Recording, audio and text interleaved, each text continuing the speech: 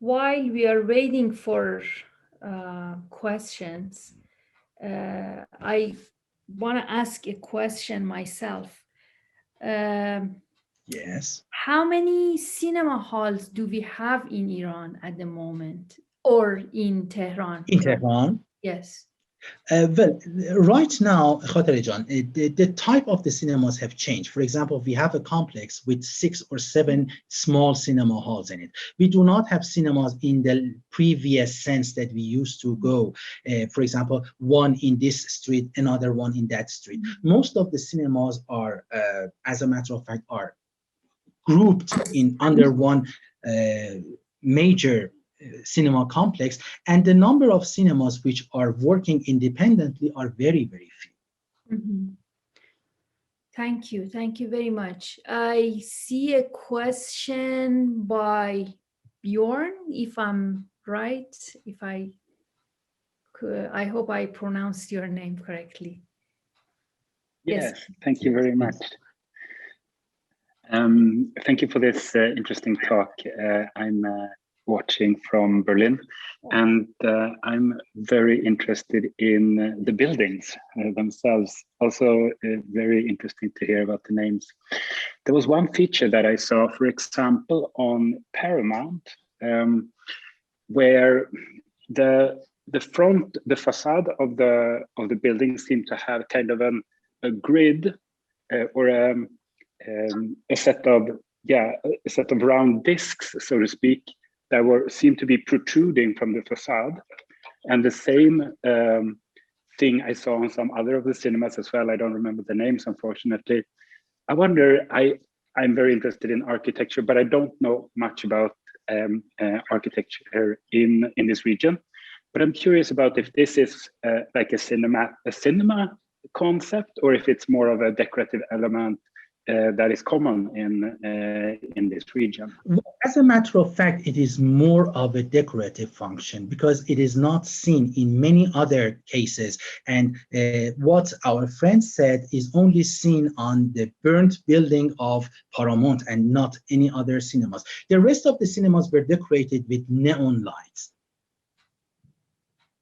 Thank you. Thank you very much.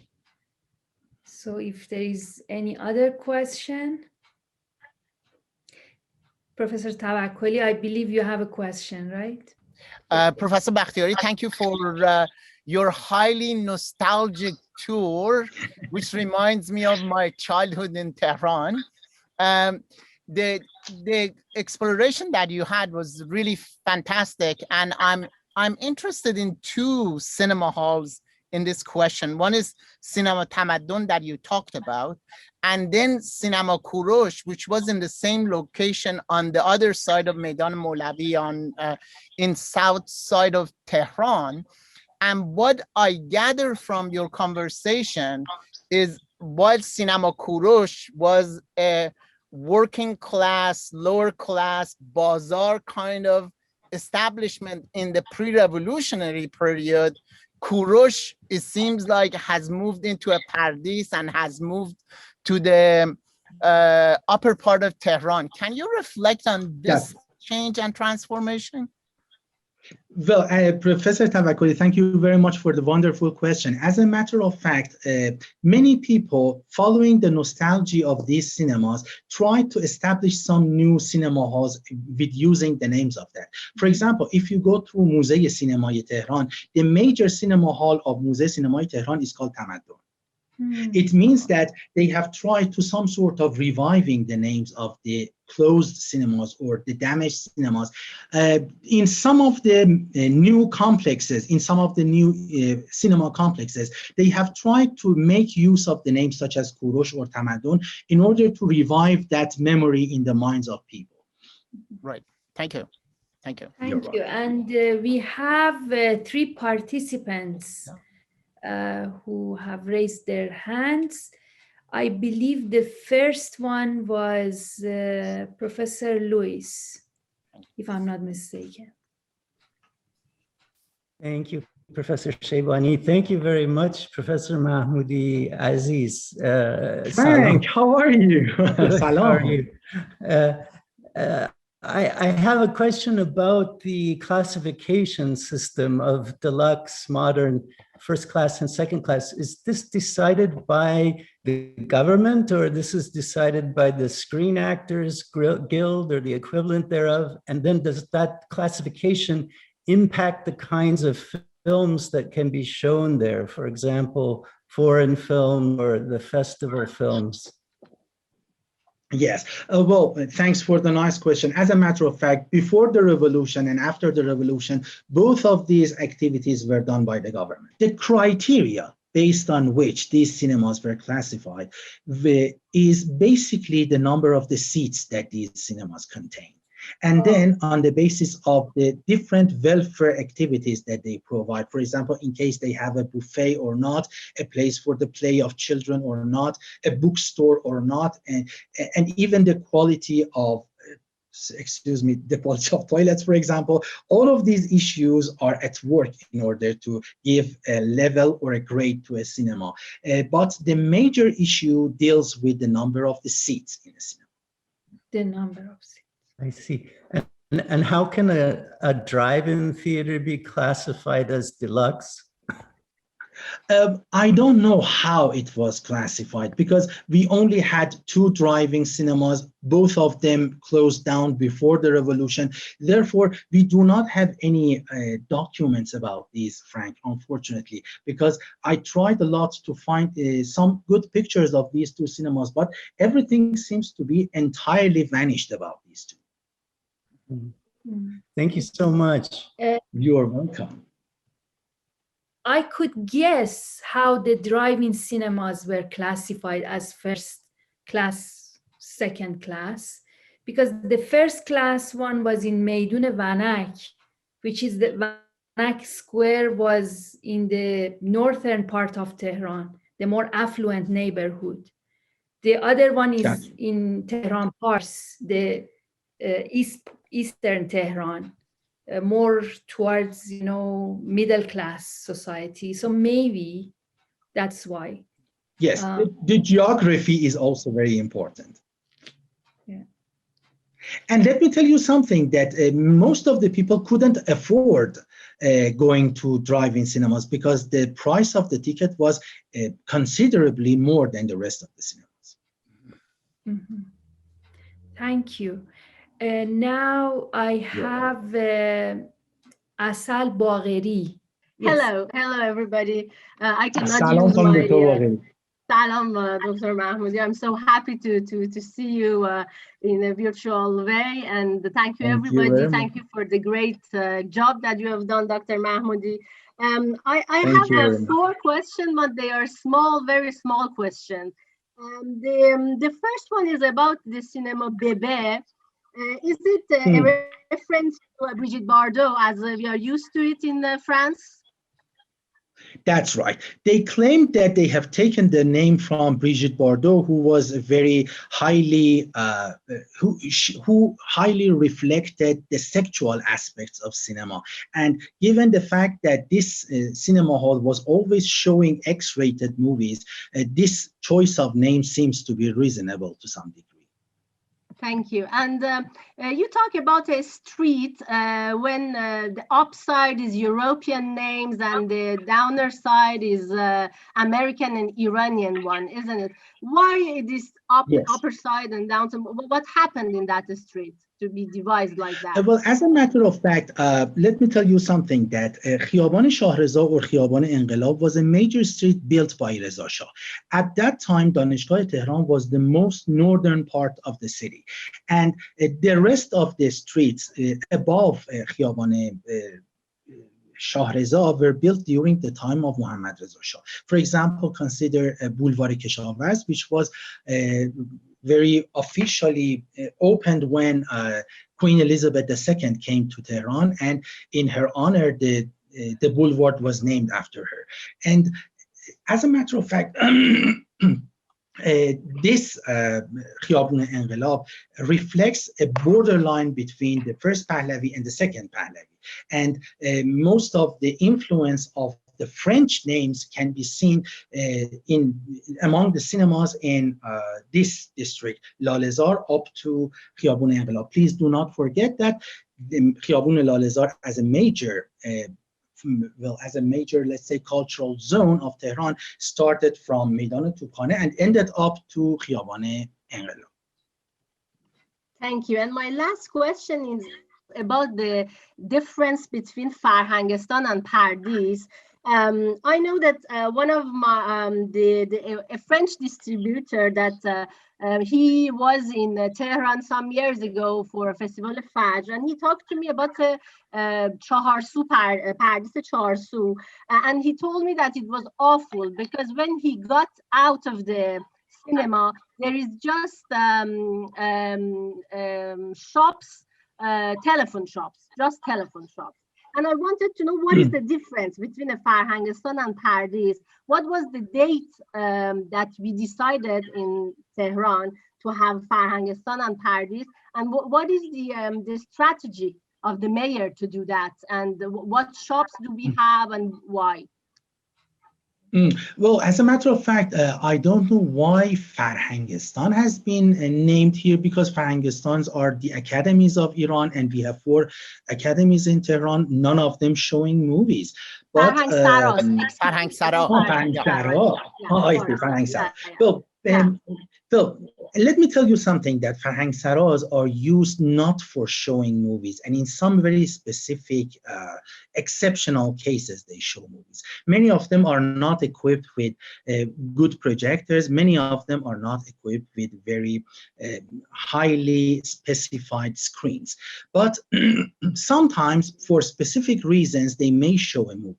But the complexes like Pardes Megamal, Pardes Kurosh, Pardes Charsu, and these other places, they are usually located on the roof or on top of some very great shopping malls in order to attract the attention of those people who have come to buy, for example, a mobile phone, or they have come to buy a television or something, and they would like to spend some time in order to rest, so they go and watch a movie.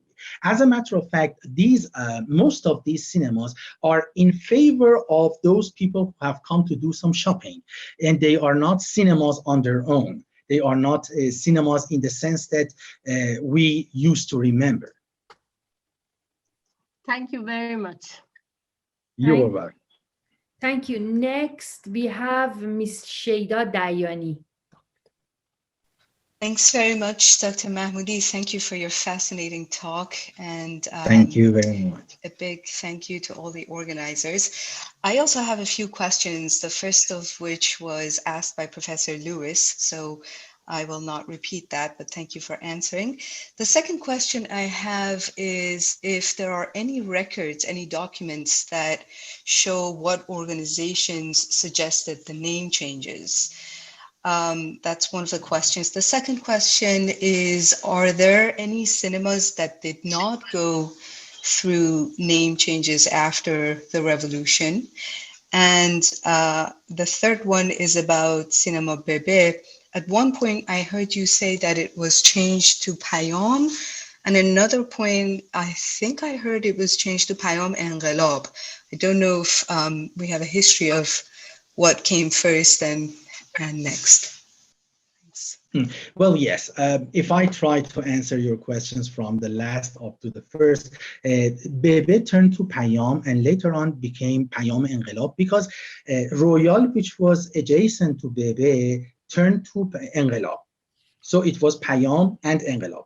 Then Royal turned to Ferdowsi because the cinema is near Ferdowsi Square, and then it gave the second part of it gave the previous name of it to Payam. So Payam turned to Payam Enqilab. Right now, the name of the cinema is Payam Enqilab, and the other one is Ferdowsi. As you know, many of the cinemas after the revolution were confiscated by Bunyad Mustazafan and Janbazan. So therefore, most of the owners fled to other countries, and the cinemas had now new owners who were trying to elaborate the new ideas that they had in their mind. Therefore, they tried to change the names. And many other cinemas tried to abide by the new rules because they were worried that their cinemas would be closed down. For example, interesting is the case of Cinema Takht Jamshid, that the owner of cinema was ordered to change the name. And when he said, what name should I place? They said, okay, place the name of one of the major movies in the history of cinema. And he chose the name Modern Times by Charlie Chaplin, Asr Jadid, and they placed it on the cinema. And were there any cinemas that didn't go through a name change after the revolution? Yes, there are some cinemas which didn't undergo any change. For example, most of the cinemas in Lalezar, which had the name, for example, of Nader, Arash, Marjan, Leila, these names were not changed because the names did not indicate any Western influence. As a matter of fact, the Persian names scarcely underwent any change. But all the European names underwent changes. Thanks very much. You're welcome. Thank you. If I'm right, the next person is Miss Gita Hashemi. Hello, thank you, Dr. Mahmoodi-Bakhtiari, for very comprehensive presentation. Thank you. I was really interested in the visuals that you presented, and that was really amazing. That was quite an archival record. I have two questions that are not directly related to the name, the name issue, but related to some of the issues that you brought up during your presentation. So, question one.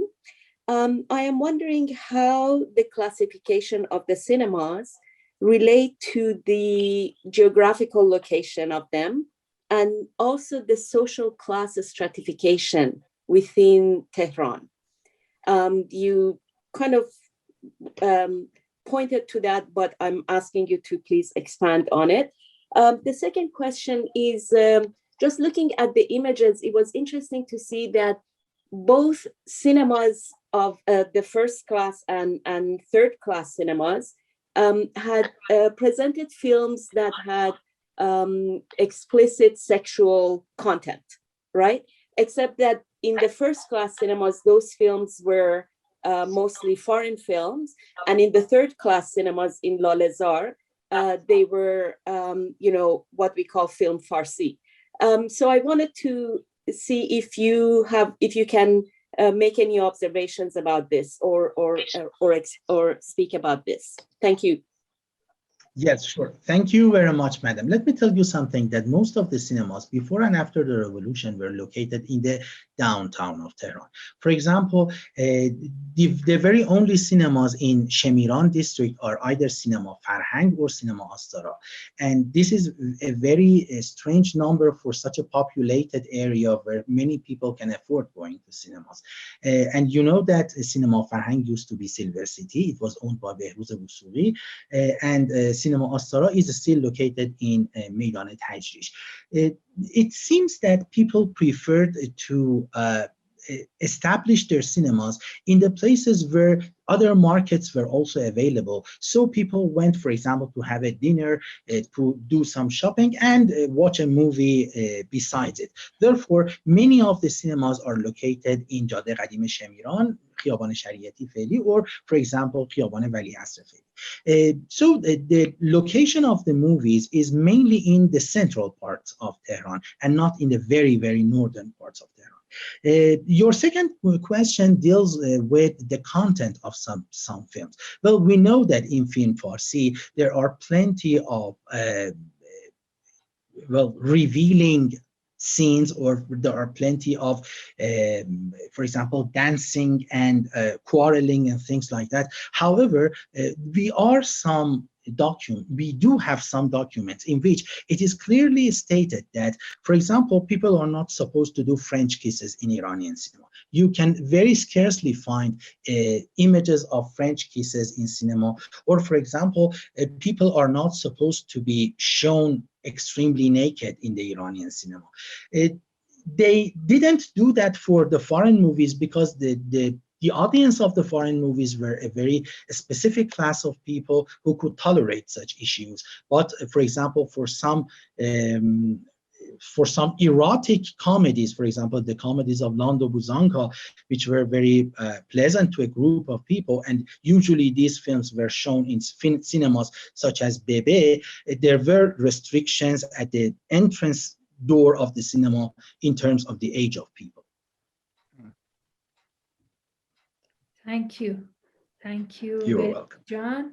The next person is Miss Gila Ibrahimi. Please. Yes, hello all, and thank you, Hello. Mr. Presenter. That was a beautiful talk. I really enjoyed it.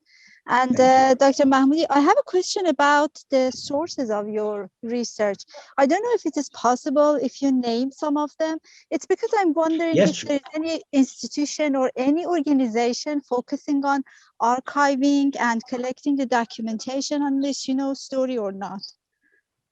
Thank you very much. Yes, madam. Let me provide you with the major references that I have used. Besides my field work, I have done an extensive field work. I have taken so many pictures from these places, and I have talked to many of the previous owners of these cinemas. However, some other references of mine include Aghay Hamid Shuai's yearbook of Iranian cinema, in which he has provided the documents of classifying the cinemas, and and Vezarat Ershad, Ministry of Guidance in Iran, has published a 3-volume book entitled Asnad Cinema Iran, in which you can find very interesting cases. Also, the books of Tarikh Cinema Iran, written by Masood Mehrabi and Jamal Omid, can provide you with very valuable information. Oh, thank you. That was You're very welcome. useful.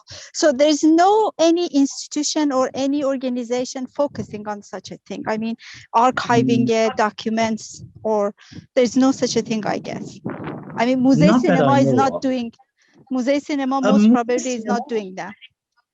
Well, Musée Cinema has done something, but I personally couldn't make any use of it.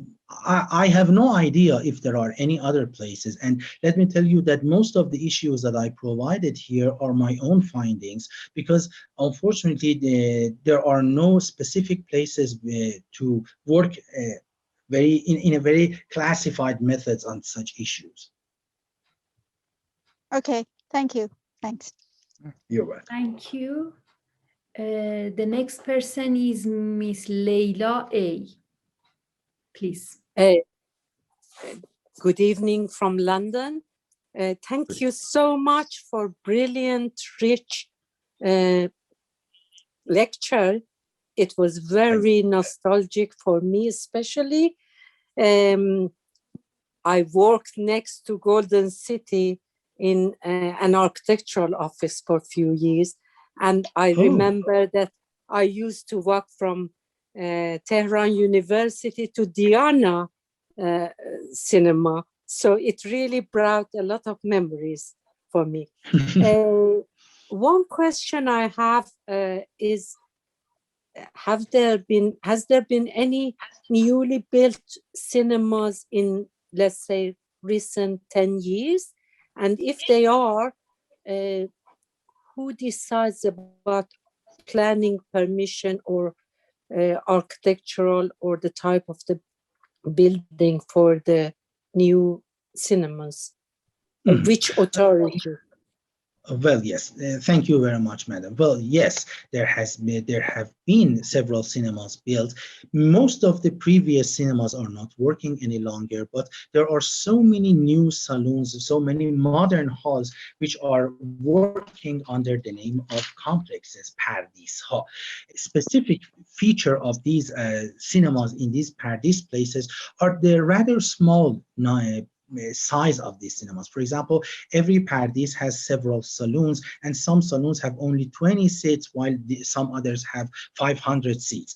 And it is not like the previous cinemas, which were running with, for example, 1/10 of the population they could accept. And let me tell you something that, for example, you will go to a Pardis, you will go to a complex, and you see that they have 4 cinema halls, but they are showing 6 movies. This means that, for example, they show a movie for some specific time, and then they change the movie in the same saloon. And the saloon is not supposed to always work with a very specific movie. This means that in some times the films are changed in the same place. And for example, if you miss, for example, the 10 o'clock screening, it is not guaranteed that you can go and watch the movie on 12 o'clock, because it is possible that another movie is shown. And just like before, Ministry of Guidance is the major place which supervises these cinemas. Oh, so thank you very much. But what I meant was the whole building, on like a cinema, not inside complex or shopping mall or whatever. Is there any building which is totally newly built as cinema, like previous ones? The only one that I can remember is Cinema Paytaxt, which was entirely rebuilt after the revolution as a cinema outside any sort of complex. Cinema Paytaxt in Meydan Haftedir is one of them, but it really does not pay off any longer to establish a cinema outside a complex. Yes. Thanks so much. You're welcome. Thank you. And I believe this is now Miss Lida Nosrati's turn. Thank you. Salam Behrooz Jana. It's such an honor to be listening to you, and it was a wonderful presentation. Thank you so much. Behrooz Jan, I had 2 questions. The first one was asked by my other dear friend Gila, so I won't go in there, on the methodology and your access to archival material. So I'll jump right ahead to the second question, which is a bit of a digression from cinema and the name changes in cinema, but on the sort of the larger structure of your research on onomastics. Have you encountered research on name changes of streets or even cities and towns in Iran? Have you been doing that, or are you aware of ongoing research on that? ممنونم لیدا جانم. Well, let me tell you that Dr. Bahman Zandi, who's a professor of linguistics at Payam Noor University, is working extensively on the onomastics of streets, airports, squares, and things like that, with the civil, what is called shahrsazi. The major civil places in different places are studied by Dr. Bahman Zandi, but I have also worked on the onomastics of horses. In a trip to Turkmen Sahra, I gathered a large number of names from the Turkmen people who were placing these names on different horses. One of the horses was called Behrooz. Interesting. And and it was very interesting for me that how a stallion or a mare was named, how, for example, a black horse was named or a white horse.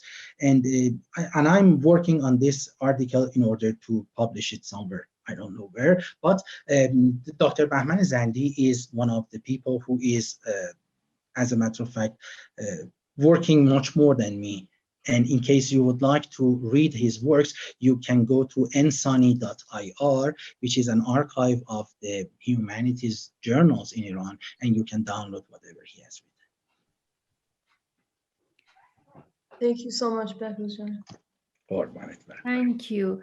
And if I interject and extend Lida Jones' question, do they ever, the people who are making decisions with naming streets, malls, etc., cinema houses, etc., do they ever contact you as linguists to get your advice?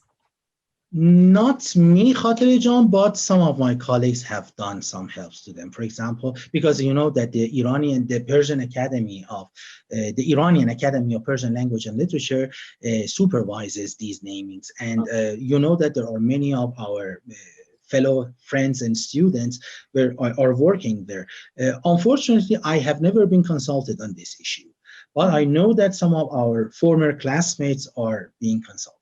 You know that Lila Jun was also my classmate. Yeah, because I know that recently they are changing some of the many street names were renamed after people who lost their lives during Iran-Iraq war, Shahid, Khiyabun Shahid, blah, blah, and so on and so forth.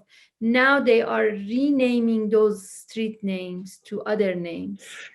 Those specific streets cannot be renamed. For example, you know that after the demise of Ustad Shajayan, his name was placed on one of the major streets in Tehran, Khiyaban Falamakin Shahrek.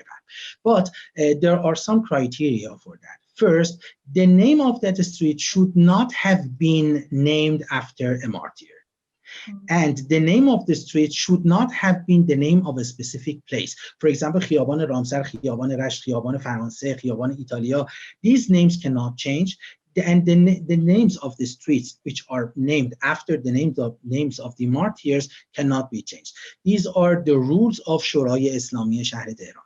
But some other places, for example, Khiyaban Awal, Khiyaban Dovom, these places can really easily undergo the name changing.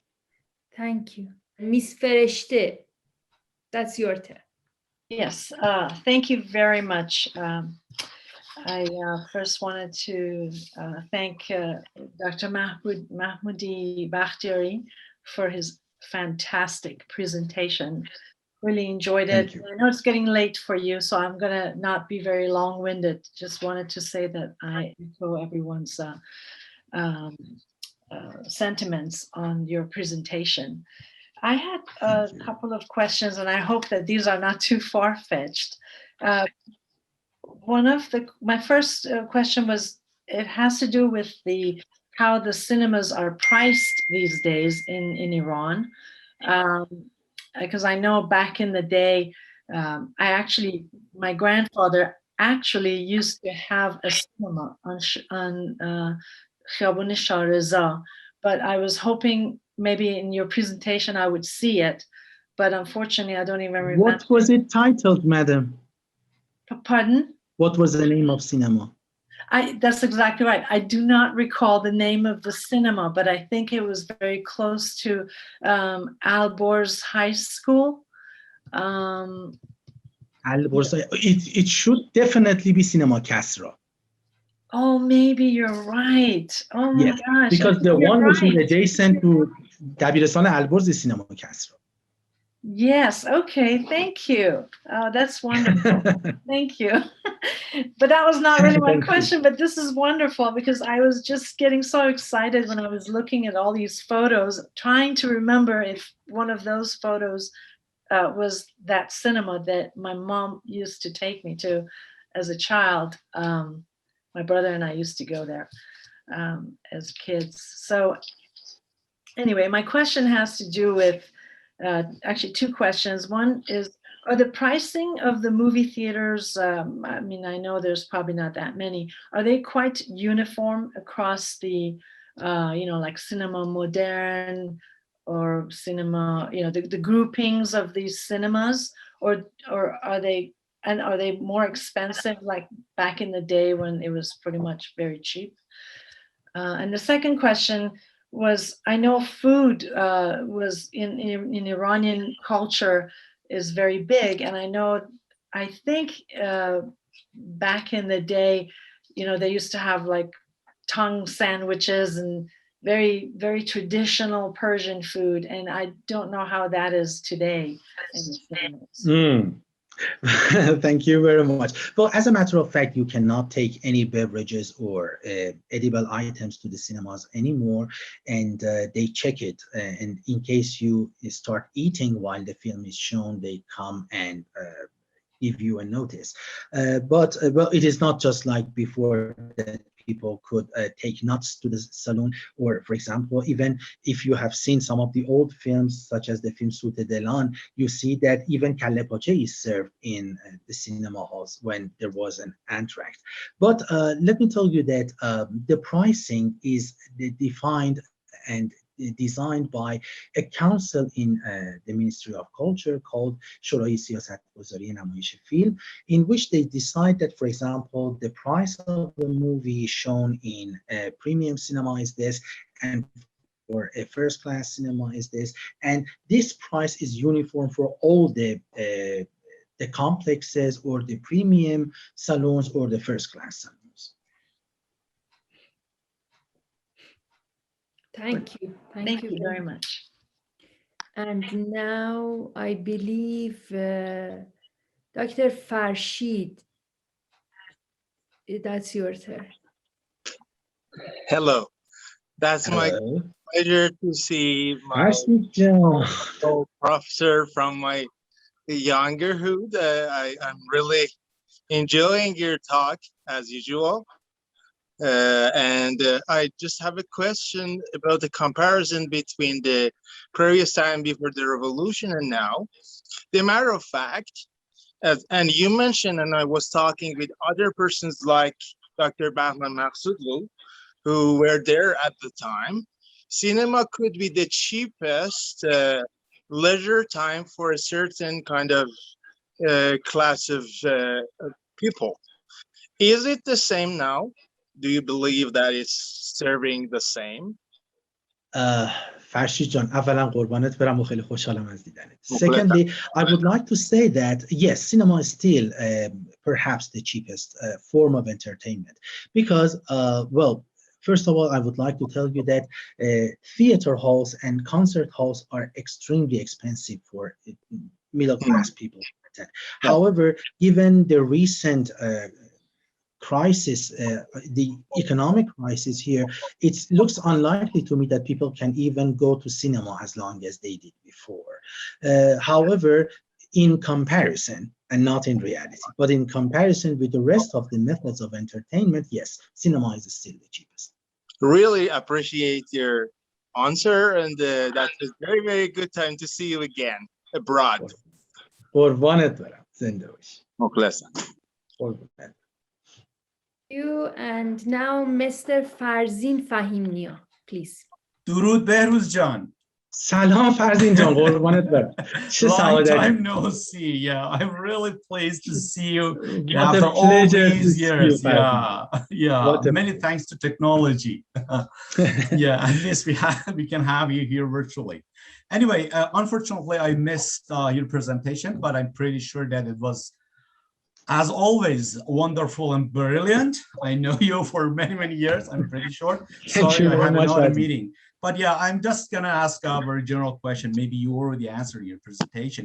Is there any rationale behind naming this cinemas, actually, or specifically social cultural rationale, let's say gender or other items?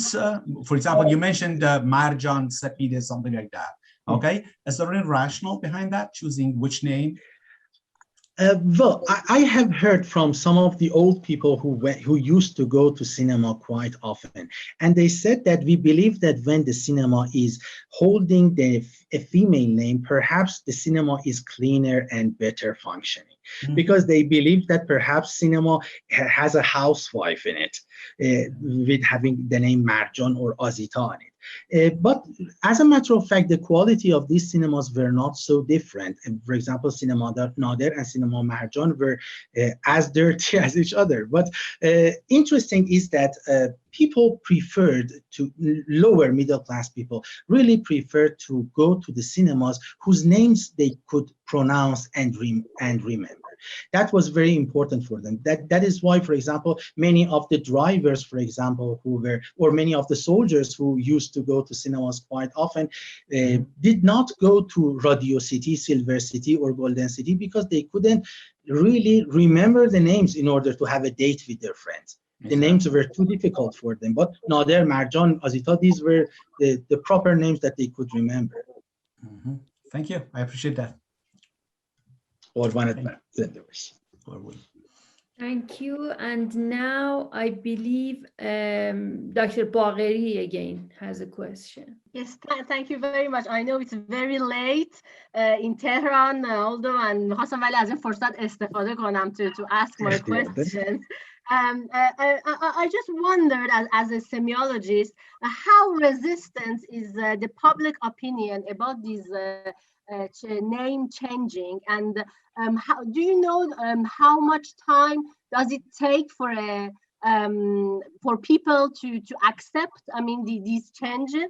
And the other question that I have was about religious references that, as I saw on those names, there is not many religious references, and that is very amazing for me, as Iranian Republic is very into the religious names for other places, but not for cinemas. Do you know why?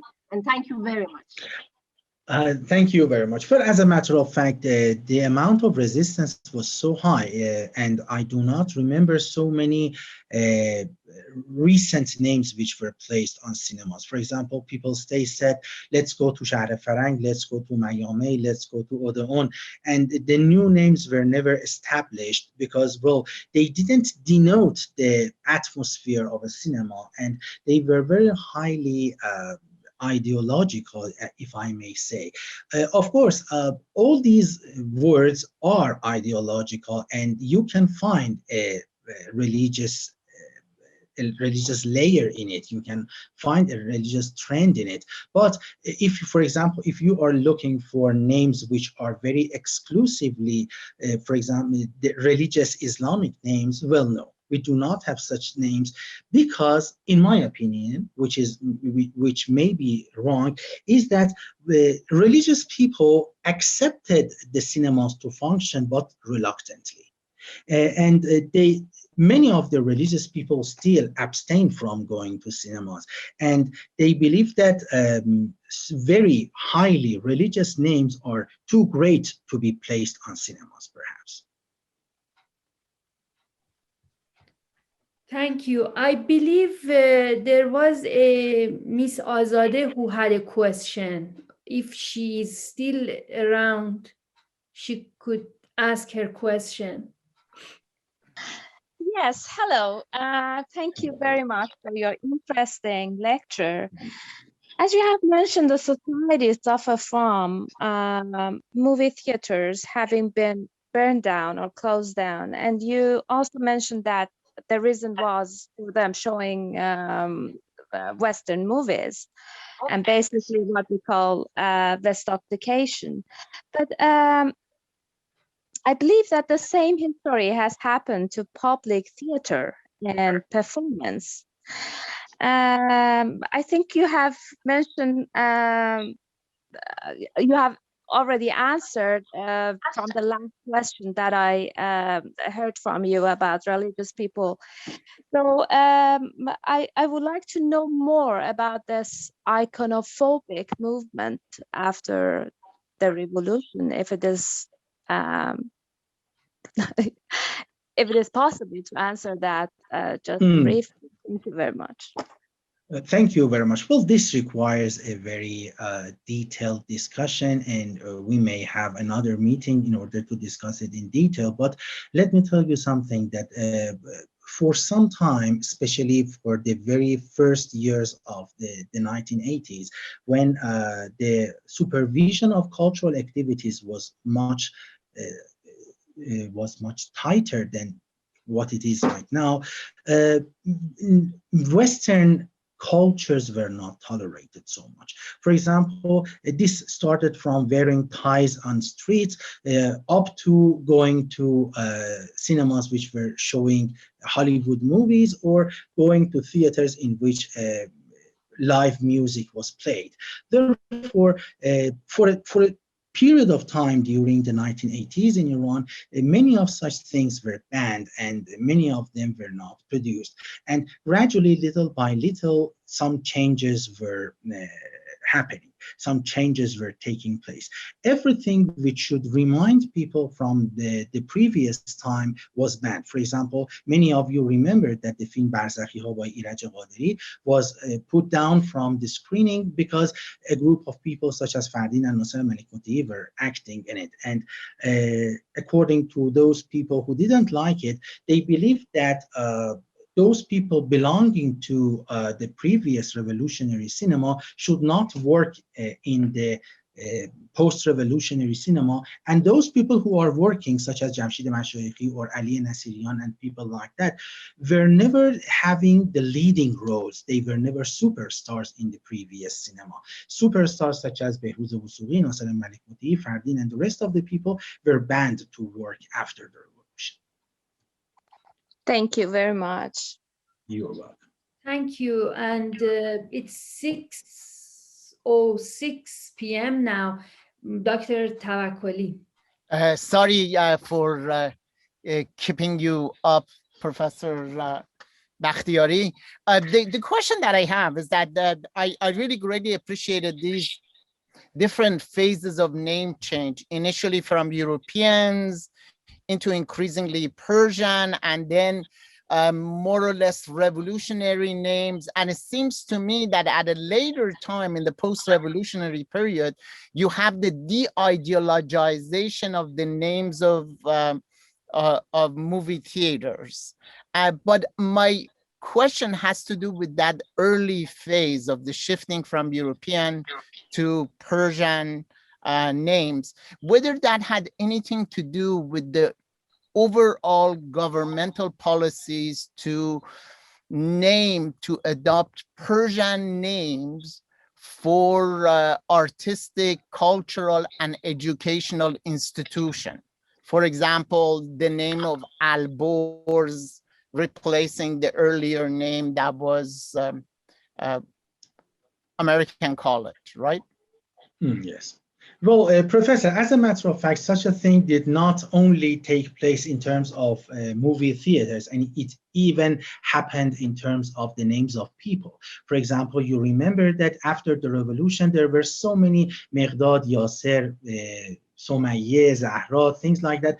But right now, if you take a look at the names that people are choosing for their babies, you see that many of the names are even Avestan. Many of them are Old Persian. And for example, when you ask people, they say that this has been the daughter of Zoroaster, that one has been the mother of Cyrus the Great. So after the revolution, many of the cinemas, almost most of them were confiscated, and most of them were government-based and government-ruled. Therefore, the government had a free hand to choose whatever name it wished. But gradually, during these years, during the recent years, that many of the cinema halls are run by the private sector, they are free to choose the names that they can. And so far, I see that, again, there has been a drift towards choosing Persian names.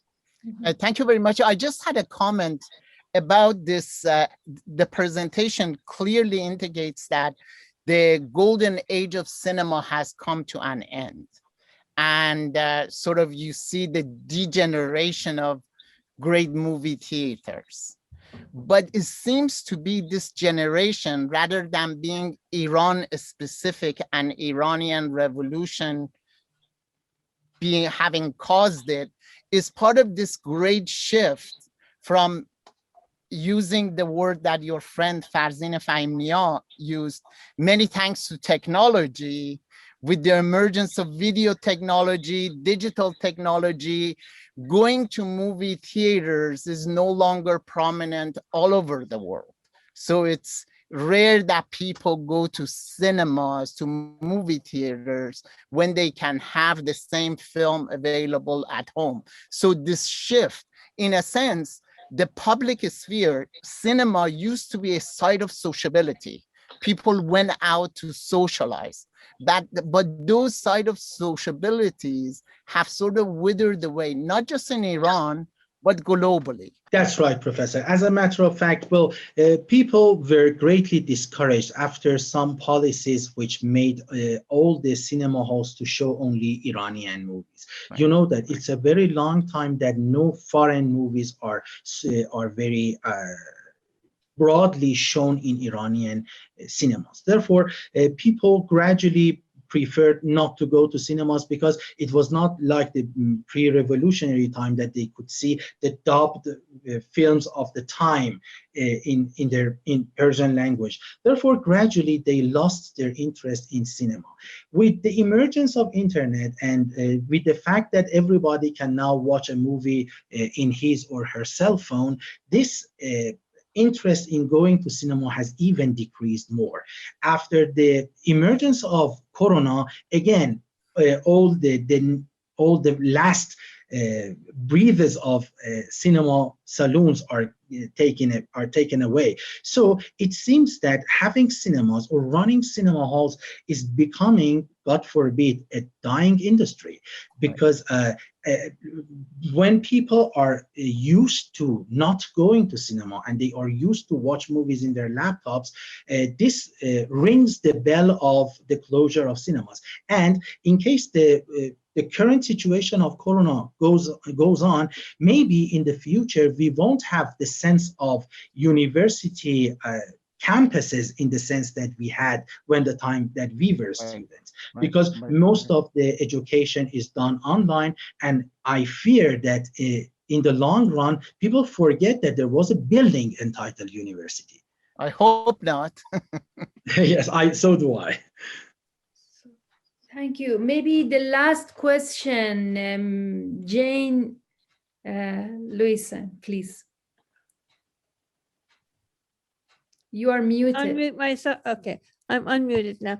Dr. Bakhtiari, I wanted to ask, last time I was in Tehran, they were beginning to restore the Tatre Degan Nasr Tehran, whatever name you want to call it. Do you have any news of how that is going and what function they're going to be using that building for if and when they finish the restoration?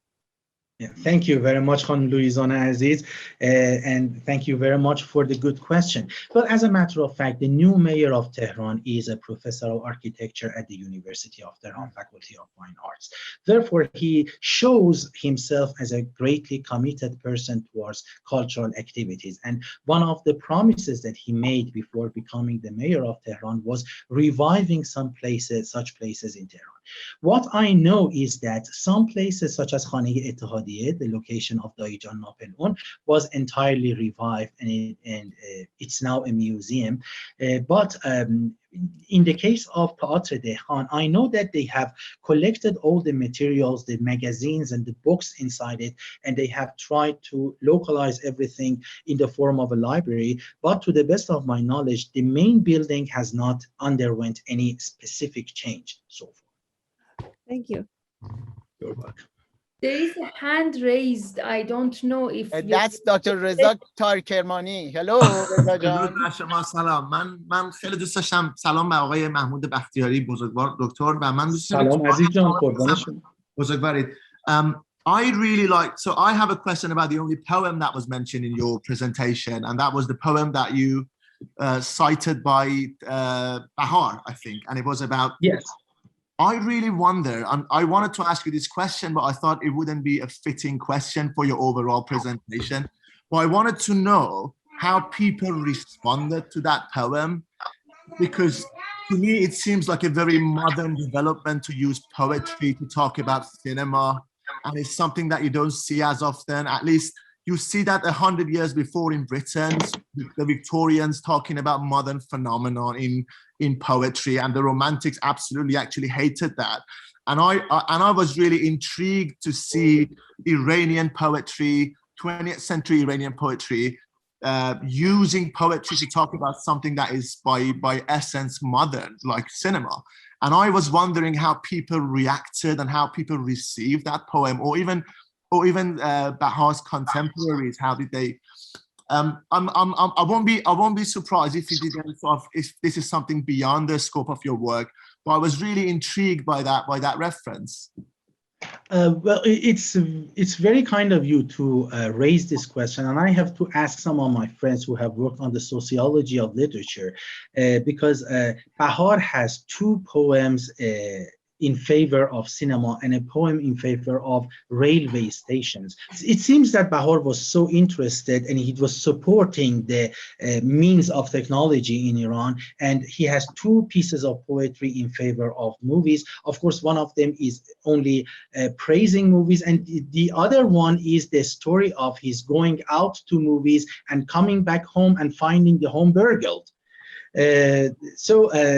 One of his poems is a rather comic one, but this one, Parde Cinema, is highly praising this very new phenomenon which is taking place in it's fascinating that you see cultural developments happening like in sequence, that in Iran in the 20th century, but in Britain in the 19th century, and poetry sort of being used as a platform to talk about something again that is modern, like cinema or railway. Dr. Kermani, there is a lot of poetry on various modern developments, institutions, and things like airplanes and furudgas, and it would be a good topic. Absolutely. Further research. Absolutely. Thank you so much. Bozorgvari. Merci. Thank you very much. Dr. Tajdolati. Thank you so much, Professor Mahmoodi, for your presentation. I have no question, but I want to, with your permission, to have a short comment. Your presentation reviving me a lot of memories from the most of cinemas you presented in your presentation.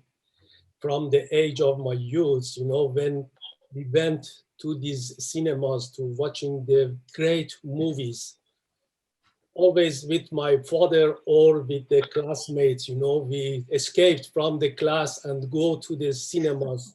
And I want to mention that for the audience, some of these third-class cinemas, they displayed the audio of the movies in the street, in front of the cinemas, in the entrance. To draw the attention of the walkers. Exactly. And we, as the student, we haven't enough money to go to take a ticket, go to watch the movie. We stayed in the street and listened to the movie and watched the photos of the scene of these movies. And I want to mention it in the Lalezar and Kuche Berlan, there were some cinemas you could buy a ticket and watch two movies for 2 times or 3 times. And I am so emotional to watching these cinemas, and so sad to watch and heard about part of our collective memories is destroyed after the revolution. That is so sad, but thank you so much for your brilliant presentation. Thank you. And I don't see any hands raised anymore. And maybe Dr. Tabakkoli, if you want to close this session. Well, I just want to thank Professor Behrooz Mahmoodi-Bakhtiari for your outstanding presentation. And we look forward to seeing you physically here in Toronto sometime soon. Thank you. And thank you also to Professor Khatere Sheibani for moderating this outstanding session. Thank you, everyone, and have a great night or day wherever you are. Thank you very much, Professor Khatere Jan. خیلی ممنون و متشکر, and hope to see you again soon. Thank you. Thank you so much. Have a good time, everybody. And thank you for joining. Thank you so much.